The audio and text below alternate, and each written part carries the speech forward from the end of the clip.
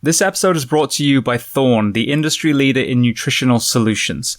Now, Thorne is actually trusted by 8 US national teams and championship teams in the NFL, NBA, and Major League, as well as recently becoming the official sports performance nutrition partner of the UFC.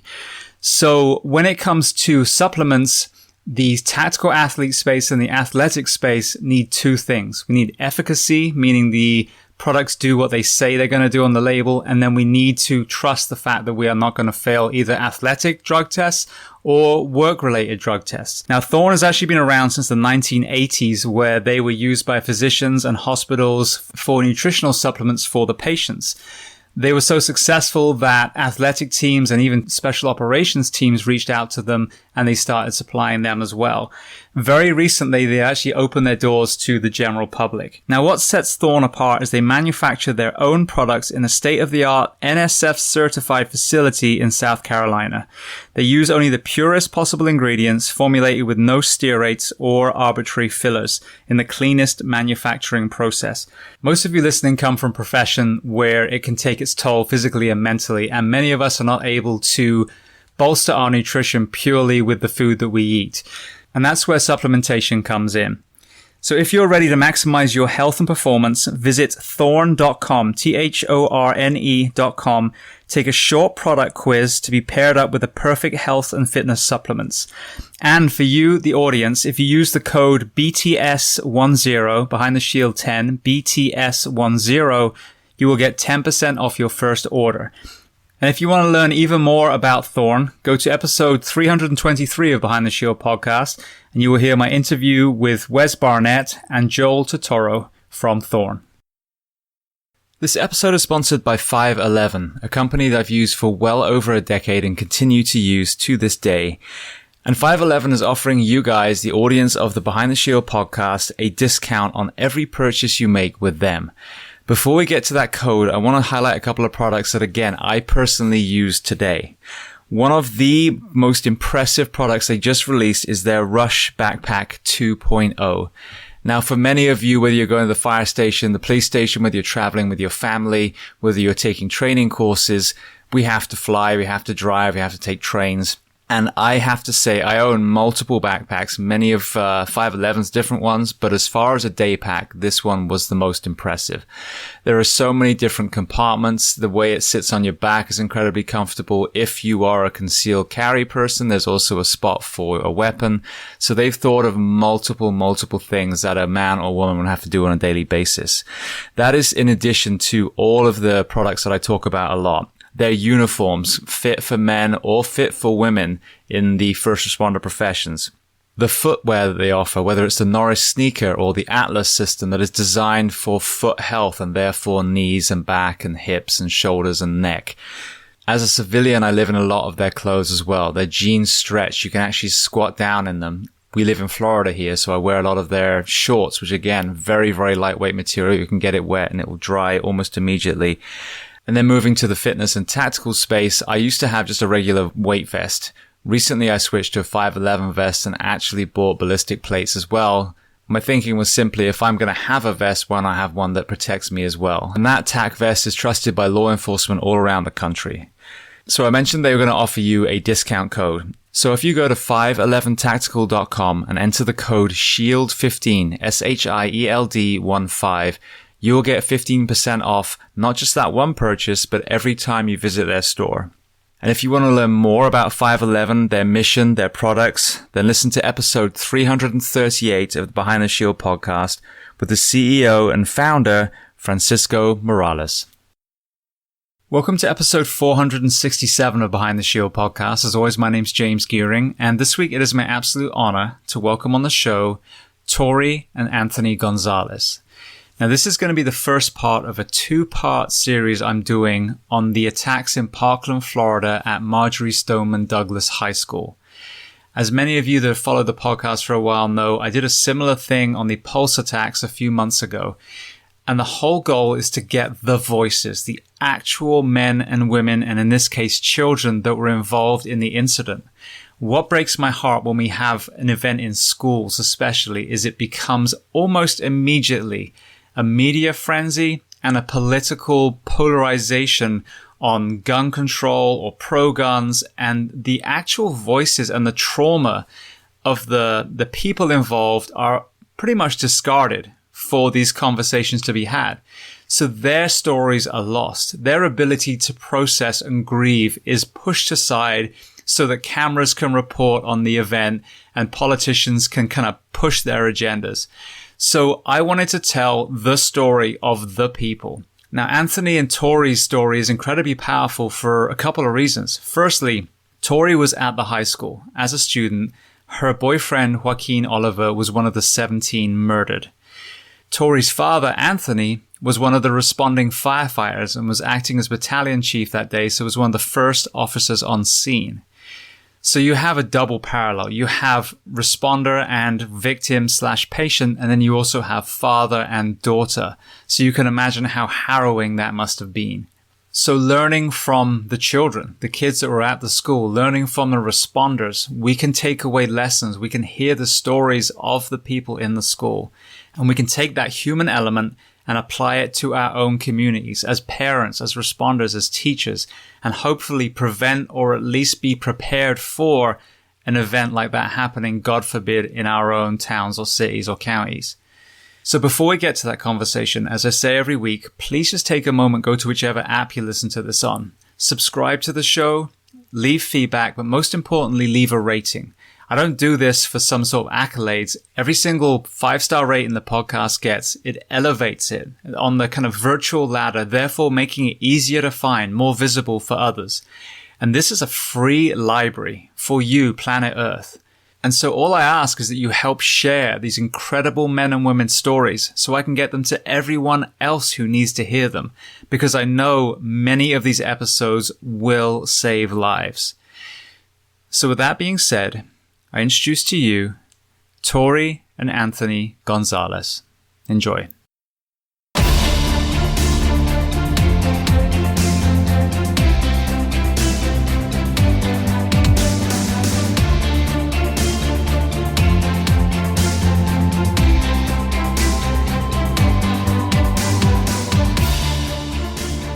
Well, I just want to say thank you.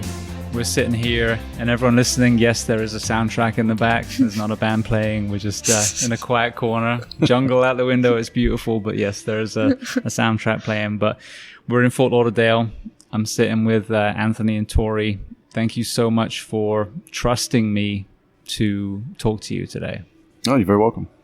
All right. So I want to start at the very, very beginning. So that means your dad. So, Anthony, tell me where you were born and then tell me about your family dynamic, what your parents did and how many siblings. Well, I was born in Long Island, New York. Smithtown area was where I grew up. And total of 5 of us in the family. And the dynamic growing up was my dad was always a worker, and my mom did work for a little while, but it got to a point that I can remember because I can only remember back so far. But it became a while where she was the caretaker of the family, if you will.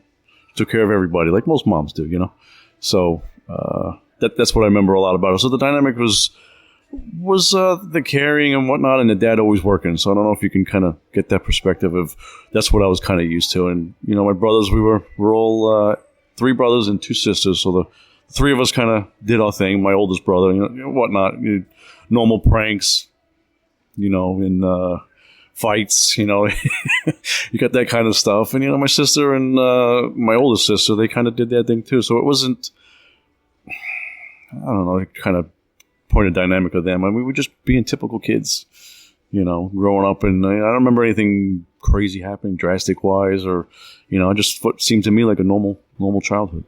Right now, you're obviously very fit even now. We seem to be kind of similar age. So back then, what kind of sports were you playing as a kid? Well, I was a little bit of a shy kid. The shyness is still kind of there today, but, if you were to see me then and see what I am now, you wouldn't think I'm the same person. You're an extrovert now. It's maybe that's what it is. You grow up, you learn to deal with some things. But back then, I tried out Little League for a little while because I love baseball. I still love baseball to this day. And that was where I was at, playing in the yard with my Tonka trucks and, I was a boy's boy playing in the yard with Matchbox cars, this whole thing. So baseball was really the only thing that I got into. I did a little bit of high school football and, during recess kind of thing, but not much stuff other than that. Right. Now, what about career aspirations? Were you influenced by any responders in family, and or were you even dreaming of being a firefighter as a kid? Well, to be honest, going through high school, actually when I first started high school, I wanted to be a heavy equipment operator. So that was kind of my drive. But living in a town of nothing but volunteer fire departments, you'd hear the whistle go off. I would, at the same time, would chase fire trucks. See when I hear them coming, and we go, on my bike and go ahead and chase them down to see what they were doing. So there was, that little subtle interest at times, but my desire was to be a heavy equipment operator. Even on my high school ring, there's a bulldozer on it. Really? So sure, but I get to do that today. Believe it or not, it kind of comes back, circle back into me operating some heavy equipment that I do today. And when we get to that point, I can touch into what I do with that. But I think the neighborhood the gentleman that lived across the street from me was the old ex-fire chief of my fire department at the time where I joined. But I did join the volunteer up there. That's what kickstarted the career. His son was down the street on the corner. And then the guy to the left of him, if you're facing his house, was a volunteer. So he would always leave with the blue light on, going to the firehouse, and you hear the whistle go off. So there was a call. So it was there. So maybe that was a little seed that just sort of got planted and it just grew. I'm the only one in my family that's a firefighter. Now, I always ask volunteers this. Some people volunteer and they live in BFE, as people like to call it. Mm-hmm. And it's totally justified. There's, one stop sign, a post office, and, 50 houses. 1 square mile was my town. But what I find in the US a lot of times now is that you'll find volunteer fire departments in areas that are very densely populated where we probably should have a career department. What was the dynamic? What was the kind of layout where you were? Pretty much similar to that. Like I said, we're 1 square mile. It wasn't, I don't remember the population by any means, but it wasn't a lot of people. And again, it's Long Island where I'm from. There was nothing but volunteer fire departments. So some areas were a little more populated than others, but it's the culture, I guess you could say, for the Long Island area. As you get a little closer to the city, where you'd have that transition to FDNY and obviously the city firemen versus the volunteers, which is still strong today. Yeah. So I guess that's just the neighborhood. Even if it's grown, they're still going to stay volunteer to my knowledge. Now, they have trouble responding to calls just like some volunteer fire departments, but, it's, I guess, like for us, Coral Springs, we were volunteer for a while when I first moved here. So tell me about that. I moved here and, like I said, I started in Nesconset, was where my fire service career kind of kicked off. And that was about 1.5 years, almost 2 years of a volunteer up there. And then we moved here. We had to, my father wanted a new start. So we came down here and then come to find out, we moved here in 91. It wasn't but for a few years later that I found out, because like you just mentioned, that you would think the town that we lived in was paid because of the size and all the amount of people that we had. We had 100,000 people in there. Yep. So when I moved here, I wasn't in my mind that I was always told or known it to be a career-oriented county. So come to find out a few years later, it was volunteer. So I joined in 95 to 5 years of volunteer to getting hired in 2000 to where I am today.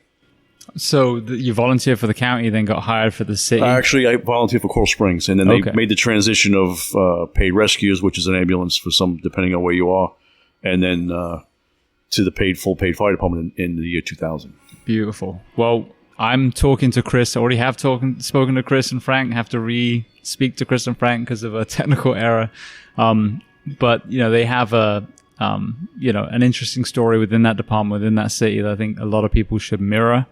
You're in training now. So when you look back in hindsight, what was your training like and what were the fitness standards like when you got hired? It was a little dynamic. We volunteer because it's volunteer / to the career side of things. Training was the station I happened to be at, which is Station 71, has the training tower there. So we on our scheduled nights, which, forgive me, I can't remember off the top of my head. I want to say it was Wednesday nights we would go and train. And I want to say there was some old guys there, full-on beards. It was a definitely different atmosphere back then, volunteer versus career. Career has a lot more stringent rules, no facial hair, for the reasons, the policies, and NFPA, et cetera, stuff like that. But there was a variety of, I'm trying to think about some of the people that I'm dealing with, because some people were out of shape.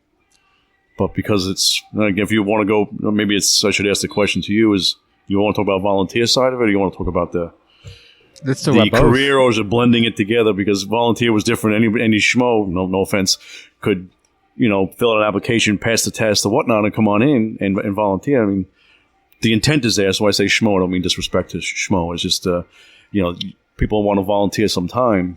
You can meet certain qualifications. You can become a volunteer. Obviously, career is a little bit more stringent, and being an instructor for a while and seeing people develop, and you wonder how some people do it. But it's to get back to your question, I guess I totally went off the topic there. Was the training has obviously improved. It's 100%. From what it was to what it is today. The care of the individual, making sure that you're you're healthy on all levels.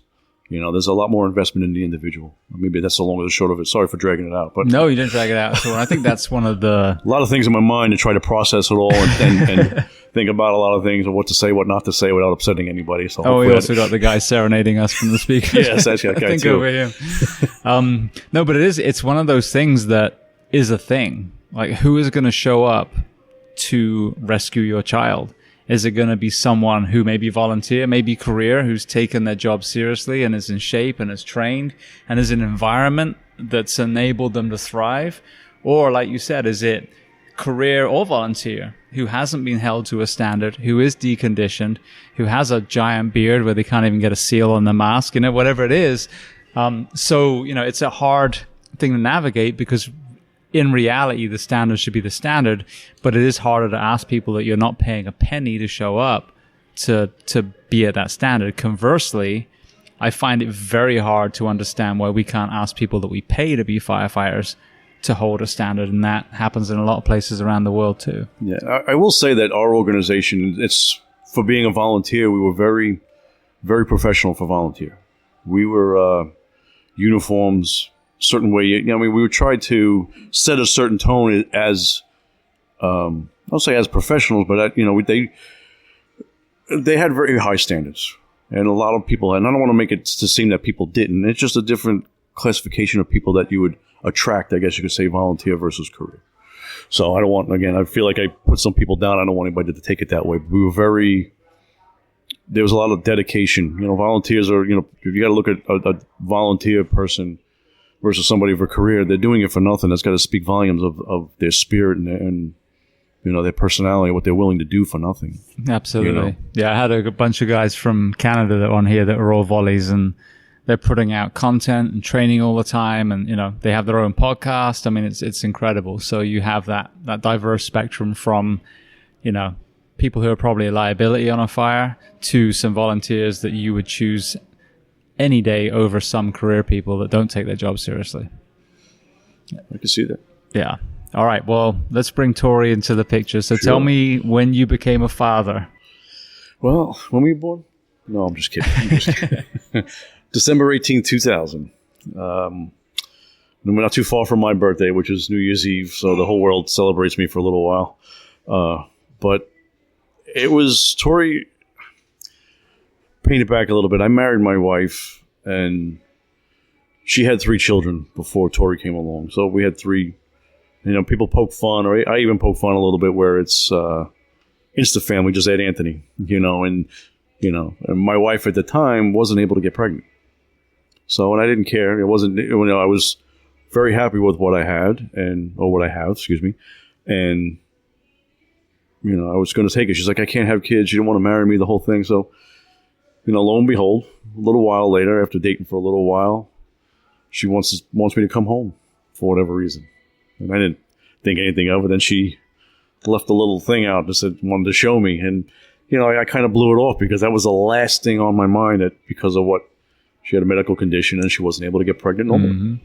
So, lo and behold, she shows it to me, and, and it was a little bit of a, I don't want to say tiff, but she was a little disappointed that I didn't come home because it was exciting. Mm-hmm. But again, it was the last thing on my mind. So, I still, maybe there's a little guilt there that I have, that I kind of brushed it off a little bit. Probably shouldn't have, but again, and then lo and behold, so with that, it was kind of, we was treating it as a miracle child because, she was not supposed to happen. Yeah. But she was coming in this world regardless. Amazing. So that's where it's at. I mean, it's where we are today. Obviously, we'll talk a little bit more about it, but I don't want to steal her thunder. No, well, let's swing over to Tori. So one thing I've only had really the perspective once, and that's my own son talking about what it's like to be a child in a firefighter family. So tell me about that growing up. Like what was that like for you, that family dynamic that probably a lot of your friends didn't really get to experience, good and bad?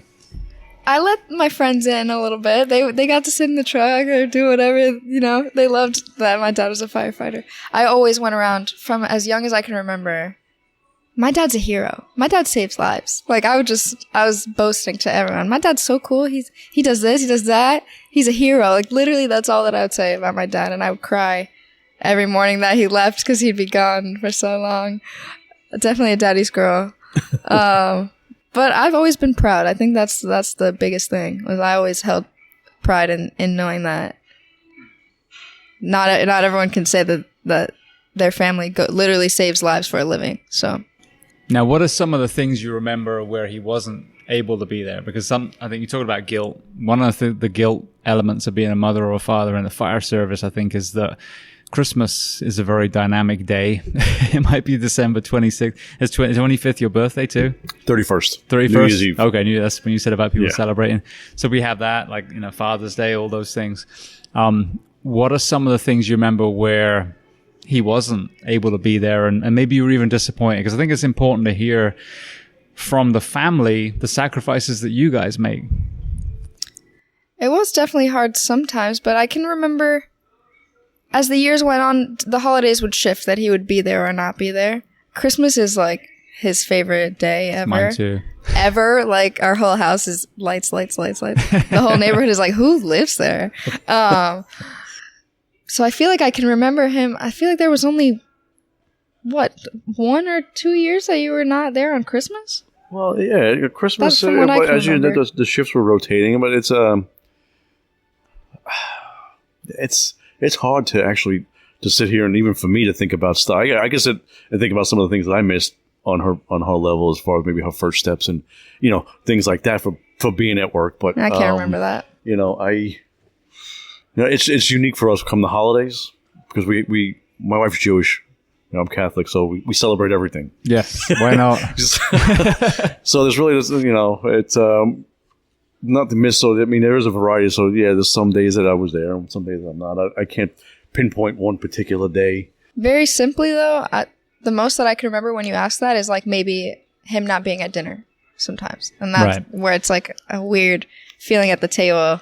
Where he's always at the head and then he's not there. Yeah. That's the first thing that came to mind when you asked. But I think we made up for a lot of that too. I try to. We celebrate holidays and we'll change them. Instead of celebrating them the day of, we do some stuff the day before. I mean, it's still to try to make up for that. I mean, that's, the nature of our business when we have to work the schedules and, we don't get time off and, we don't shut down like police or whatnot. We have to work, Other than a vacation day or a swap or a shift trade or whatever you want to call it, that's the only way you get those days off. Where you dial a Kelly, they call it. And that's, you get some trouble for calling out on a holiday. But well, Tori, with you, same as I asked your dad. So, firstly, school age. What about sports? Were you playing any sports? Were you artistic? What were your passions? I was always very artistic. It took me a long time to actually call myself an artist, but I was definitely drawing and painting from a young age. The only sport I really got into was lacrosse, which I actually really enjoyed in middle school and high school. But I stopped playing because girls can be, a little mean. What? Yeah. But I stopped that for a reason. I'm an artist at heart, and I did that my entire life. That's all I can remember doing. don't forget cheerleading. Oh, I was a cheerleader. I forget about that. Have you suppressed it? Is it one of those things you boxed I don't even... But the cheerleading for her was very active because she was a flyer. So, the like tumbling and whatnot, the acrobatic air stuff. How did I forget that? Because I'm not a cheerleader at heart, but I was pretty good. All of our kids did cheerleading. So every one of my girls, 12, 13 years of cheerleading. I was a cheer dad. Sorry, you take your thunder. Go ahead. You are a cheer dad. No, that's what that was. That was he always didn't there. miss games. That's something. He did not miss games. Always there. But that's athletic-wise, yeah. I mean, between that and lacrosse. No, thank you for reminding me. Yes, I did that for like 15 years. I was a cheerleader for a long time. That's a substantial amount to not mention. Oh my gosh. It just wasn't my favorite time, but I did it. It was tough. I mean, I'll keep going. I'll let you go, sorry. No, I'm okay on that. Go ahead. So earlier, like middle school, early high school, what about career aspirations for you? I went all over the place, but they were all in the same theme of healing. That's always been my thing, is giving back. When I was younger, maybe 10 years old, I had a pretty major surgery of the cervical spine where really? I had a intramedullary tumor removed, like vaporized. They had to like remove bones, put them back, put hard wire. You took out the vertebrae, took them, and had to put them back in, and put plates in there. So, she had to learn how to walk again. It was a pretty invasive surgery. Yeah. So waking up like paralyzed and not knowing that I have to relearn how to walk, have to relearn how to feed myself, and do all of these things. I remember my nurses the most, and that was from then on. I was like, you know what? I really want to work with kids. I want to be a pediatric nurse. I want to be that person that makes someone smile when they're going through a hard time, because I remember Sheila, my favorite nurse, because she just made that time so much better, so much easier. Being away from home too. We were in Joe DiMaggio, Johns Hopkins in Baltimore. Oh wow! Well, that's where the surgery was done. So we were there for what, 2 weeks? You were there? 2. I remember being there the entire summer somewhere. Well, it was there because then we came back home, and then it was Joe DiMaggio back home's rehab center. So it was, go ahead, sorry. But I mentioned that because I went back to the cheerleading field in a wheelchair to like learn the routine, just to sit there and watch what was going on. I went to school with a walker a couple times, and anyway, it led me to knowing that I have that strength and that power to give to someone else. From then on, it was like, okay, well, maybe I want to be a therapist, because I was in therapy from 6th grade on, and maybe I want to do this and that, and maybe I want to be a vet, or maybe I want to. Then it became art therapy. Maybe I want to be an art therapist because I love art and I also want to help people. And now I'm a yoga teacher, I'm a Reiki practitioner, and I'm an artist where I create physical healing tools. So I kind of put a bunch of it together. But always, always, always my goal was to give back and to do what I can for other people. So question, you had the surgery at 10. Yes. What, mentally and physically, what was that journey like from, I'm assuming you cheerled, is that the past tense? I don't know.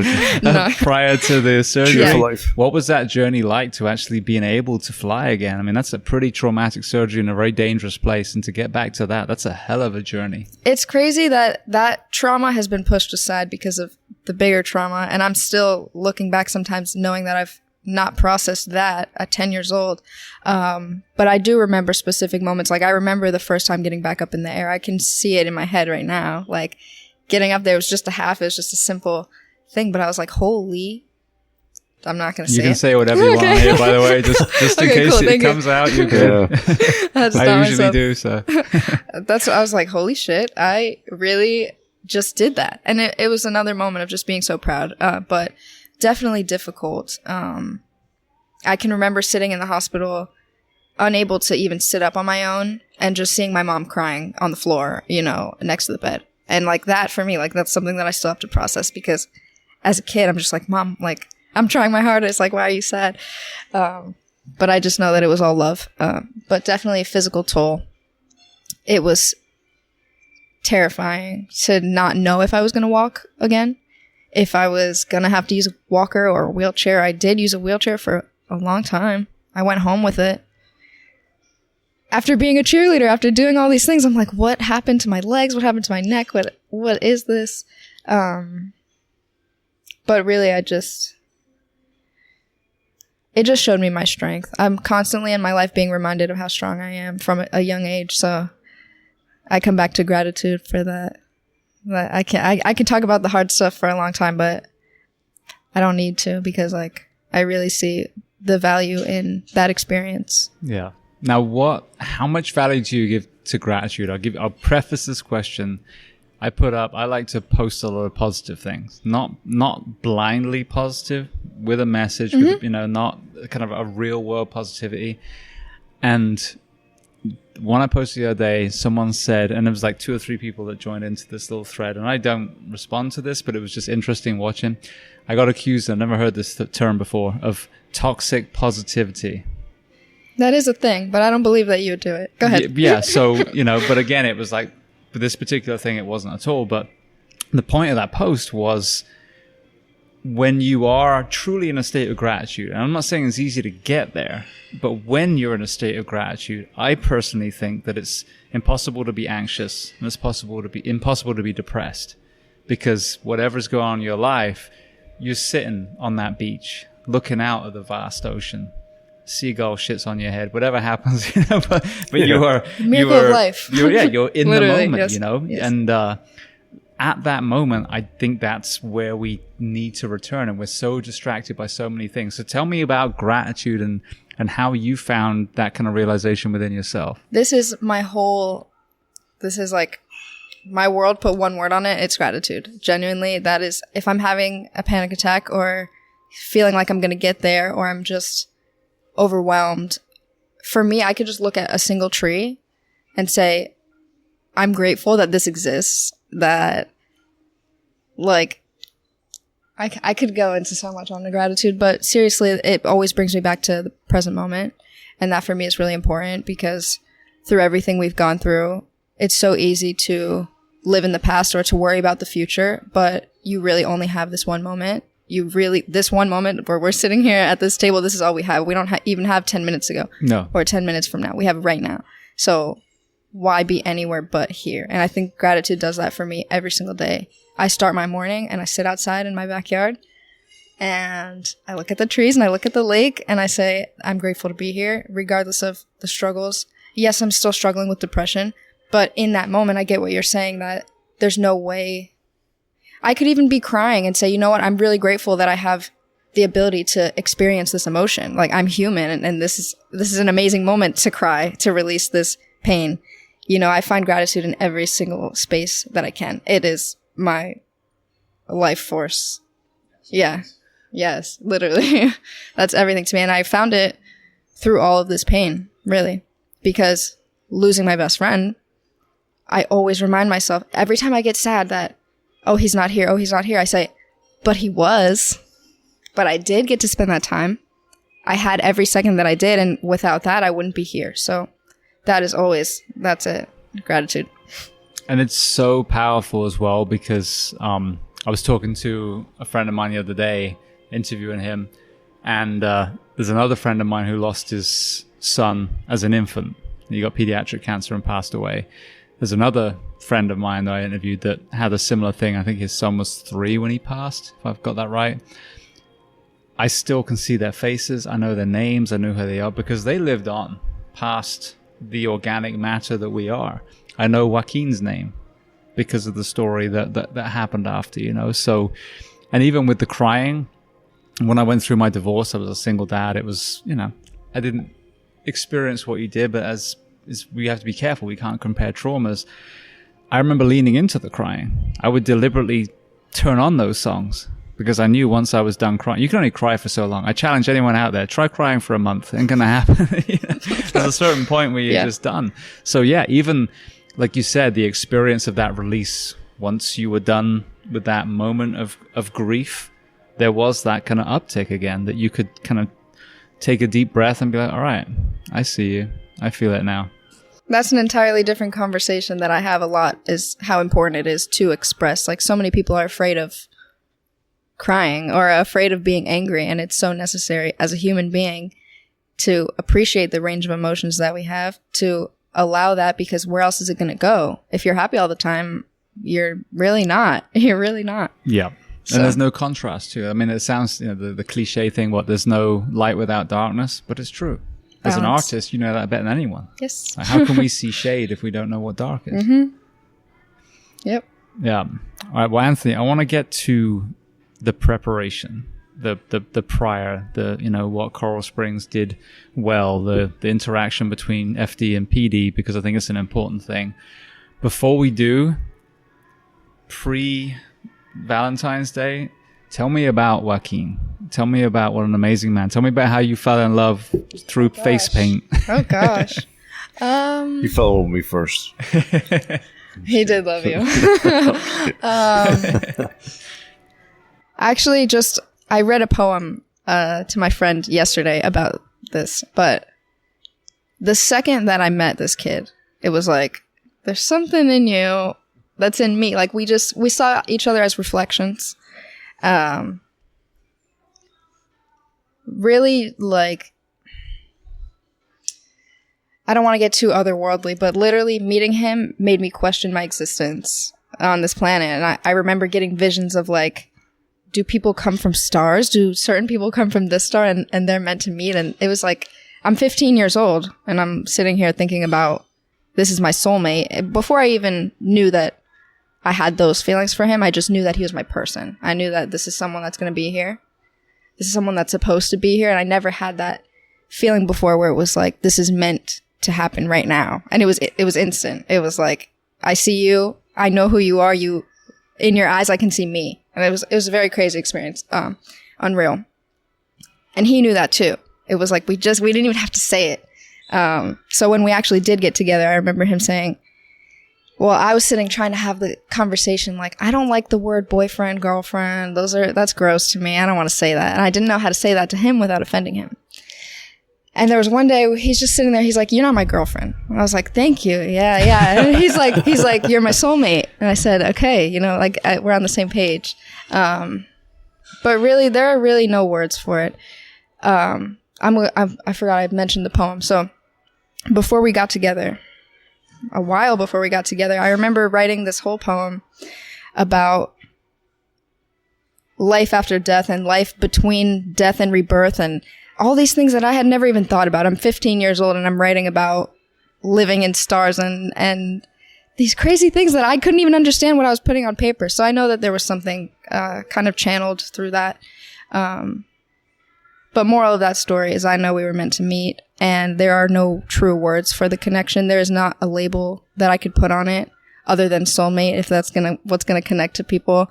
But I feel like we're the same person split in two, showing each other whether it's the good things or the dark things that we need to see. Even now, I see him in me, new things that show up. I'm like, he gifted that to me. There really are no words for the connection that we still have 100%. I see him all the time and he's there, so. Beautiful. Well, you met my wife before. That's my second marriage. I had the same thing. First date, sitting, we didn't meet at a bar, but we met at a bar, like went through Match.com and then decided to meet there. Kind of awkward because she said she was just going to see a band. I assumed with her friends, so I brought a friend along. She was on her own, so the three of us went on a first date. Oh my gosh. But yeah, I mean, we lived together from day 2 onwards. It was the same thing, so I can absolutely understand what you're talking about. Well, I forgot to mention that we didn't get together like as a couple, I guess, quotations, couple, until less than a year before Valentine's Day. We were best friends, though, for years. And I remember him telling one of our close friends, I'm just waiting till after high school. I'm just waiting because I don't want anything to get in the way here. I know that I'm going to spend my life with her, so I'm going to wait. I'm going to wait it out. And then one day we just kissed and we're like, what? Like, what? We were trying to hide this whole time? Like, it was really funny. But I'm also gratitude that just slipped up because I don't know. We don't know what would have happened otherwise. So, best friend before anything else. That's what it is. So the footage in After Parkland of you doing the face paint on him, you guys were already friends. Was that right before the kiss then? No. But we were already friends. There was no kissing then. We were not together then. But I was just ooey gooey inside still. I was going to say, you could see yeah. You saw it in his eyes too. I remember. And yours? Well, yes, but he was like just fixated somewhere else. Face. He was somewhere else. And he was recording it. And I was like, he wanted to capture that so badly. We had special moments like that all the time, but I'm so grateful again that we have a lot actually captured. I have so many captures, pictures, videos, audio messages, text messages. Yeah. Irreplaceable. Absolutely. Well, and you can see through the little snapshots that we got as the outside looking in. Yeah. Of the love of your group, whether it was Joaquin, whether it was, his team, there was just so much. So you guys are, in high school. So tell me about the preparation from a responder's point of view. God forbid something like that happens. Well, our city was, I don't say aggressive. We started doing active killer / shooter training years prior to this. We were kind of I don't know if we got an insight on it or whatnot, but I remember distinctly doing some training on our end is the trauma side of it, patient care or PD, and we kind of do some joint stuff prior to this. But it wasn't crazy, but we were a little bit more advanced, I would say, than some of the other departments in the area. But I think leading up to that day, did it help? Maybe it did for us, because our city or some of our cops were a little bit more prepared to do what was needed. And I don't want to say the wrong thing, but you can just, if you follow the media and you pay attention to some of the things that was said, it seems to be not too far off of some people. Maybe it was just a prepared level, money, finances, whatever it was a reasoning for it. You could see the difference between people being prepared and then people that weren't. Yeah. So yeah, were you doing the SAFE training back then? Which one was it? The SAFE training. That's what we did up in my departments. It was the ones where a couple of medics lock on to PD. They clear a room. You go in, supposedly drag out or tourniquet, whatever you need to do. Yeah, we have SWAT medics that work for the fire department that work with PD. So they'll team up together, and then if they need forgive me, the name is skipping my mind, but we'll have a special assignment group of a couple of medics that will tag on with the SWAT medic and officers to go ahead and, treat, as they would say, still clear a building, if you will, treat and then maybe extract type of thing. So. Right. And then what about purely from a tactical medicine point of view, tourniquets, bleeding control? Had you had more of a tactical medicine training up to that point? We have what they call an active killer bag that has the tourniquets, that has the stop the bleed, that has the gauze, the packing gauze, and that kind of stuff to go ahead and treat search injuries related to that type of trauma. Right. So okay. Yeah. So we all have all those now. I'm sorry, I didn't mean to interrupt, but we have that on every unit now. After the fact, but we've had that stuff even prior to. Yeah, and that's what I got. So obviously, like I said, I'm redoing the conversation with Chris and Frank. I had the honor of listening to them the first time. And, I know Chris from the collaborative, so I know that he's been, aggressive in the mental health side and the physical definitely, fitness for sure. He's side. doing a great job. Yeah. With the law enforcement officers that we trust with our children's lives, and actually this would be a good place to kind of put in my little personal story. So I had a couple of incidents at the kids' school. So when my son was in elementary school, like I said, I was at a doctor's office appointment, went to drop him off.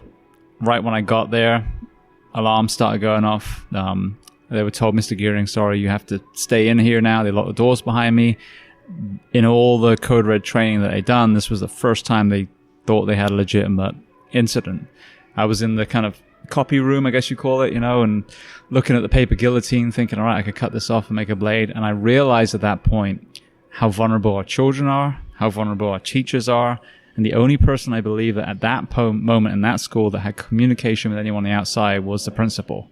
So everyone else was just clueless, So that was a terrifying insight. About 3 weeks later, I think it was, if I got the timeline right, this was after 2018, after what you guys went through, we had a shooting in Ocala.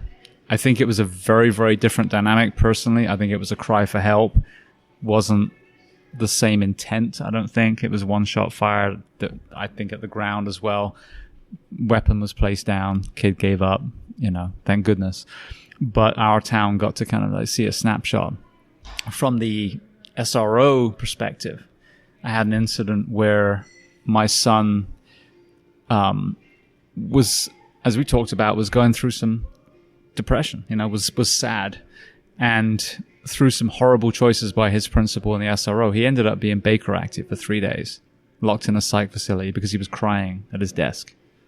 So I saw firsthand what the wrong person in that job can do. And as a tactical athlete myself and someone who does martial arts and shoots and keeps in shape, I know what that police officer needs to look like too. And I don't see that in my son's school.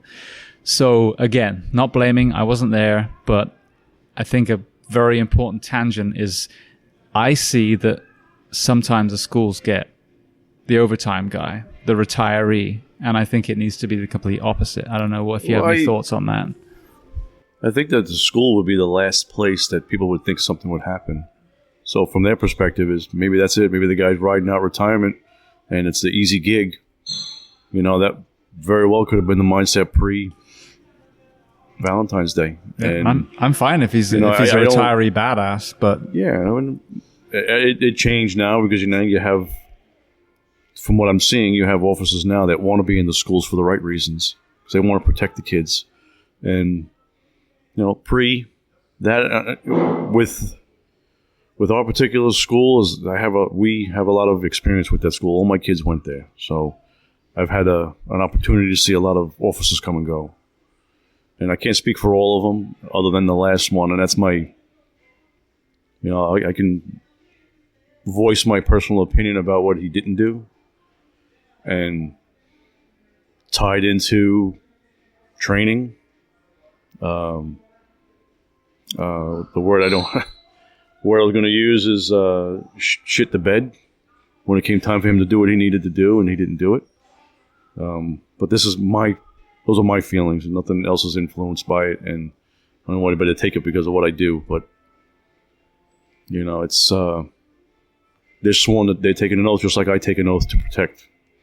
So I believe in that oath. And I'll do everything I can to protect, even if it is laying down my life. I'll do that, just as I expect him to do the same. So I'm not sure if I answered your question because I get a little off track when we talk about an in particular person that his only job is to protect the kids in the school and have their best interests and help them, mentor them. They look up to us, whether it's police or fire to an extent. I mean, nowadays it's a little bit different for certain things, but those kids, you could really set them straight and put them down the right road just by being lay down the law, but be a good officer and and actually care for people, and not just do the job for the right reasons. I guess I don't know if I'm going off beat, but yeah, Well, and I think that's just it. Again, not picking on that one individual solely. Obviously, he's a product of his environment and everything else. Hiring practices, training standards, all these things. But it's an important conversation we have to have, and it's not even. Let's forget about him for a second. It's something I hold myself to. Like I always talk about, there's a phrase John Spiro says, would you want you rescuing you? Great question. I prefer to go even further. How would you feel if your family died because the rescuer hadn't trained or wasn't in shape? That's the real thing. So absolutely. If we're not putting the best, firefighters, the best, school nurses, the psychologists in the schools that know what they're doing, then, we're setting our kids up for failure, and obviously, the ripple effect of that. Yeah, for sure. When you talk about your son crying and being sent away and how wrong of a situation that is, that brings me to not only the resource officer, but everyone in administration. There was not one person who did their job pre-Valentine's Day. With the shooter himself was always in something at school, and nobody wanted to take care of him. Nobody wanted to say, hey kid, like, what can we do for you? It was someone else is going to take care of you. And it was down the line. Nobody wanted to do their job. So it's beyond that. Of course, he was one person who could have done their job, but nobody did their job. So that's where it's really frustrating. That's where mental health is a huge conversation, where if there's a kid that's misbehaved, it's not because he wants to terrorize someone. It's because he's having inner turmoil that needs to be addressed. He or she. Sorry, yes. Yeah, well, I'm thinking. I know we're focusing on. They need to be addressed as a human being, and that's something I struggle with a lot. Is that nobody just wanted to care for that person, and that was the simple thing that could have been done a long time before that. Yeah, I think one of the best questions I've heard recently, and I think this is spot on. People say, "Oh, what's wrong with you?" Instead of saying, "What happened to you?" Or how can I help you? Or what do you need? Or anything else. Not in like a that's submissive the quick way. one. Is what's wrong with you? That's the auto response, if you will, when somebody's not behaving a certain way. It's a good point. Yeah, because I mean, when I see these events, of course, it's absolutely heartbroken, breaking, unacceptable. You know, there's no other emotion to have but anger and grief. However, the answer is to reverse engineer. How did this toddler get to point X? You know what I mean? And if we're talking, and we'll get into this, you know, but that's what I saw post Parkland was this polarizing gun issue. And in the meantime, nothing's getting fixed. And you guys, you know, 14 days later are going back to school with nothing resolved. Somehow. You know, it's, yeah. So we'll talk about that. But one of the big things I talk about on here is reverse engineering issues that we have, and also countries that are doing it better, you know. And I think that as long as we focus on not the minutiae, it's the wrong choice of words, but one singular element of a bigger picture, then we're never going to find the solution. You know, I think I had a guy, Lieutenant Colonel Dave Grossman, on, who's an Army Ranger psychologist, and he talked about the impact of video games. And I was absolutely, hand on my heart, one of the people that rolled my eyes when I first started, violent video games, that's not doing it. When you look into how the Army condition their soldiers, and you have reward system and operant conditioning, and you understand the psychology behind it, absolutely it contributes. Then you add sleep deprivation. How many gamers sleep, you know, play through the night? Now you add psychosis. Now you add in psych meds, you know, and so there's all these. And if we're just talking about one thing, we're not getting to the root at all. So I would love to kind of talk about that day as in depth or as not in depth as you want. I don't want to drag, you know, use any way you don't want to go. But then we can obviously talk about, you know, the things that we should be doing, the conversations that should have happened, the things that the adults of the world should have been discussing instead of, you know, what were. So Valentine's Day 2018, kind of in your, you know, your own pace, wherever you want to go, lead me through that day. Well, it started off very beautifully. I will say that. Bunch of gratitude for the morning. I always say that because I remember the day before that, I was like, you know what? I think I'm going to say that Valentine's Day is my favorite holiday. I remember because I was like, I'm all about love. And it doesn't matter. It could be your friend. It could be your mom. It could be whoever. But express yourself on that day. And I showed up to school. And Joaquin's sitting there on the bench waiting with some flowers in his hand, just waiting anxiously, like, get out of the car, get out of the car, get out of the car. I'm ready to give this to you. He was a hopeless romantic. Oh my gosh. More than that. And we were late to school. We're late to class, just walking through the hallway, like going through each other's bags. Like, where did we get each other? It was, you know, silly high school stuff.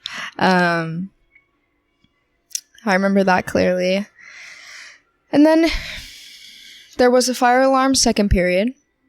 And, you know, that's okay, normal, whatever. We go outside, we go back inside. And then there's another fire alarm fourth period. And we're like, okay, this is weird. And I remember I wasn't aware of anything going on. Where I was just like, okay, this is weird. We're having another drill. And then there's chatter. And there's chatter about there being a false drill. And then there's more chatter. And then we're moving further away from our normal space for the fire alarm. And I'm like, okay, this is weird. And then there's a cop car sitting by the softball field. I'm like, okay, that's weirder. And then there's helicopters. You know, I'm pointing out the triggers that I remember because that's how I'm going chronological. And then before I know it, I'm out at Walmart hearing that it's what it is, getting calls from my family saying this is on the news, you know, this is serious. And I just remember yelling, like, stop calling me. I can't find Joaquin. That was like it. Like, stop calling me. I'm trying to call him. Everyone, I'm fine. I'm good. Stop bothering me. Because I also didn't see something in me saw the weight of it and understood the truth behind it. But of course, there's also that huge shock blanket where it's like, I'm focused on this one thing. I don't even know that I'm focused on. But yeah, I evacuated. I was safe. Found Joaquin's best friend. And we stuck together to Walmart, then to Publix because it was just too crowded. My mom picked us up. I remember going home, seeing stuff on the news. For me, this is all like very surface level. Because I still haven't processed a lot of actual feelings from that actual day. I don't remember a lot. I'm telling you what I remember. Went home, and then when it became time that I couldn't just sit at home anymore, I met Joaquin's family at a different Marriott, where families of missing children were. And for me, that was already not great. Even watching the news, I remember seeing someone from his class come out and was being interviewed, and I was like, okay, if she's in his class and she's okay and he's not answering, that was immediately when it clicked, because she was also on the news saying, and I was with him and he was making Valentine's for his girlfriend, and then she described that she saw him dead. So for me, that was like the moment. Didn't want to admit it to myself, but admitted it to myself subconsciously. And I remember spending the next 10 hours shaking my leg and staring at the floor. I can remember the pattern of the carpet in that conference room, because all I was thinking about was either, am I going to have a reunion? Is this what I'm preparing for? Or am I preparing for the rest of my life dealing with this loss? Like I was very aware of that. And that was all for 10 hours. We didn't get news until 2 a.m. I got there, don't even know, 2 a.m. And I remember sitting on the floor. A group of his friends had showed up, quite a few, friendly guy, lots of friends. And someone's mom had come back in, and all I remember is her saying that he didn't make it. I remember going home, my sister and my mom laying in my bed with me. And I don't know how I slept, but I did. And then it was a different world that I woke up to. Just awful. Well, I want to take the focus to your dad, because the lens that I understand is your father's. Now, when the shooting happened in Ocala, my bonus boy, my stepson's school, thought they had a shooting too. There was miscommunication, and I had texts. There's someone shooting the school. I'm hiding in the library. Don't call me now. He might hear us, kind of thing. So I'm blessed that was wrong. It was a false alarm. So tell me about that day for you. Not only were you Tori's father seeing that happen in the high school, but you were also on the rig that day as a responder. Well, for me that day, I was actually a step-up battalion chief that day, at the time. And for me, the story is some things come and go, so I may jump around a little bit, because it's kind of hard to piecemeal some of the stuff together. Piecemeal, whatever it is. But for us, it was our life scan day, so I had gotten my physical in the morning, and I literally had just finished, got my results back. Everything was good that I remember anyway, and put my pants on, actually, because I wear a radio strap, so I had just put the radio on, and I don't know, probably within 2 or 3 minutes the call went out, and I did that one other thing. Did I just hear what I hear or heard? And it's shooting at Douglas, I'm saying in the back of my mind. They rang out, it rang out again. So, and where the life scan was, it took me about 3 minutes to get to the school. I was the second chief that arrived on that school. So from the life scan, I just got in the truck and I drove. I have a hard time remembering. I believe I reflected and thought about Tori for a second, but it was a snapshot. I was instant, focused, first responder mode, because it wasn't too long after getting the second dispatch, if you will, or repeated information, that it became a little bit more apparent that this was a real deal. And so I was just trying to keep my cool and drive the truck, because I was by myself. So obviously I drive the truck, and I'm just listening to the radio traffic and making sure I get there safely. I felt like I got there literally like a snap of a finger. That's how fast I got there. And we pretty much went right into establishing our perimeter or whatnot. Obviously, we couldn't commit to the scene. Obviously, it's not our wheelhouse at that point. And we was on the corner, which became the casualty collection point was where everybody was starting to come out. So some people were evacuating, closing down the roads, and I don't know. It's hard to say as far as how long the time frame was, but it felt like a couple of minutes that I stopped myself in the middle of the intersection, and I grabbed my phone and said, "Holy shit, my daughter!" So I started going through my phone. By that time, the media was all over the place, and I had people texting me from all over. My buddies back home in New York were texting me, and "Is everything okay? I hope you're doing okay." You know, all the thoughts and prayers were already coming out, and I was just like, scroll down to Tracy, and I texted her, says, "Where's Tori? Is she okay?" Or something along those lines, and put the phone back in my pocket and was going right back to work. Like I said, people were coming, parents were coming up to us, and I don't want to say for lack of a better word, it's a little bit of a shit show because there was people coming at us from all angles. Oh, and every scene is a shit show, even like the that. small ones. So, obviously units are coming in, you're trying to point to people and whatnot. So I go back to my phone. She responds to me, says, "Tori's okay." And then follow back to says she can't find Joaquin. So at that point, I'm like, and at that point, people were starting to be brought out. The cops were bringing people out. So I'm trying to put eyes on people because I was actually assigned accountability on the scene, which really wasn't like accountability. That was by no means a true MCI type run incident whatsoever. So I was a little bit all over the place. I tell everybody that if at some point, with like the first 10 minutes into the scene or something like that, where if you see when you watch a movie and they focus on the individual and everything else around you spins and that kind of blurry type look, I said that's how it felt for a little while. For a little while, I was just going through the motions. I didn't know what the hell I was doing. Trying to gear people in, trying to be a leader. As a chief on the scene or acting chief, trying to give the crews some confidence and people coming over. I was consoling kids that were crying and asking why. I said, again, you're dealing with people coming at us from all different angles. So, again, at the same time as people are being brought out, I'm trying to put eyes on her. I don't, that's where I think there's a little bit of, I don't say survivor's guilt that I have, where I think that there is some guilt there where I didn't, her thought was a snapshot. And I went right to mode. It wasn't, maybe there was something subconsciously that I knew she was okay.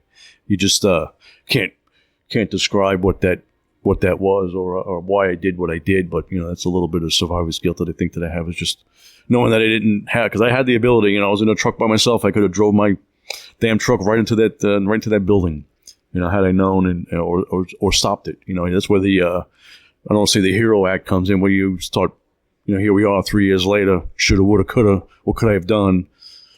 Tying the whole thing together. It's just, your mind is just goes in a lot of different directions too. So I know that may not be the best explanation. I mean, there are little things that I can remember, but there's some things I just don't. People will tell me they said I was doing everything very well, and I remember it was cloudy for a while.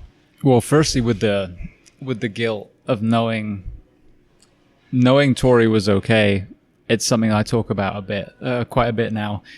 I think a lot of us go in a flow state when it's an acute, really serious event.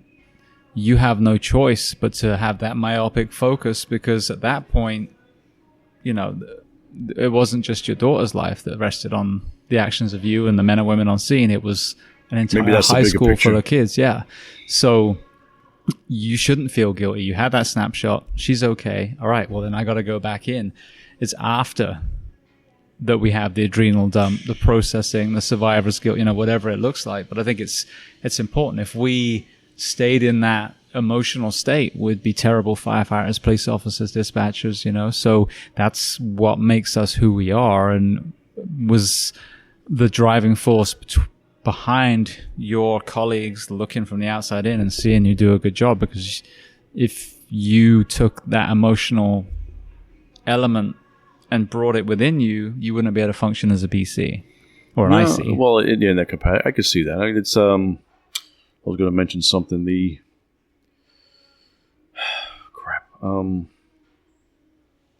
I lost my train of thought. Maybe we'll circle back to it. I just that's what it was. It was the emotional side of it for me. It really didn't come out until we started doing this documentary, or the documentary came out. I mean, I would have some moments, but even that day, we did the big therapy session afterwards, the debriefing, if you will, after the incident. And, some of the people that I was seeing, obviously people crying, and my fellow coworkers were crying. And I didn't kind of feel I don't know what I felt, but I wasn't feeling the sorrow or any of the overwhelming aspect. Maybe I was still jacked up at that time, but even afterwards, because I had met her at the hotel afterwards, once the debriefing was gone, I hauled ass to the hotel where they were doing the notifications, if you will, or whatnot. And I come in, it's just, that eerie silence. So people ask me why I subjected myself to that misery, because and to put that in perspective, is hearing a parent scream when they've been notified that their child is, is no longer with us. That's something that resonates. That's with me forever. That scream is just something I don't know. You'll never get rid of it. And I can still hear it to this day, and I even know the family. And I won't mention the name, but I know the family of the notification that's still stuck in my head. So, but part of me felt drawn to be there, but it wasn't after like I said, we had the documentaries where they want to talk about it, but seeing the documentary brought it fresh. So I couldn't even have a discussion on stage. They would ask me certain questions, and I would have a hard time really conveying any kind of thought.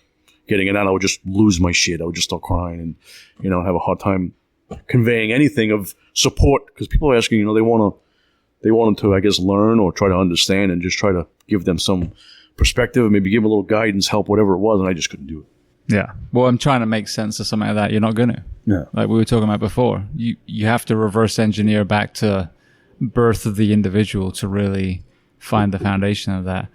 A friend of mine made entry on that scene. He was there with from a mental health perspective, ended up kind of being grabbed and asked, hey, can you help with this? A horrific scene. I don't have to paint the picture for anyone. I certainly don't need to get you guys to relive that. But it's such an important point.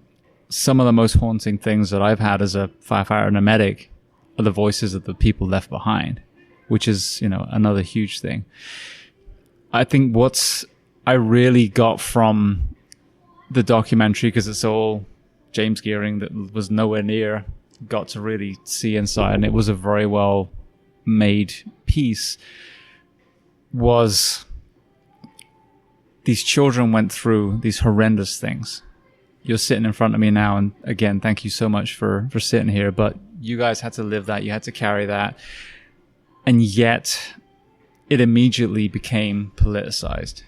And there's all these children who had their world turned upside down, all these parents that had their world turned upside down, these teachers and responders who had their worlds turned upside down, and immediately it became a for against weapons, and it nauseated me being a few hours north of you guys, seeing this unfold myself.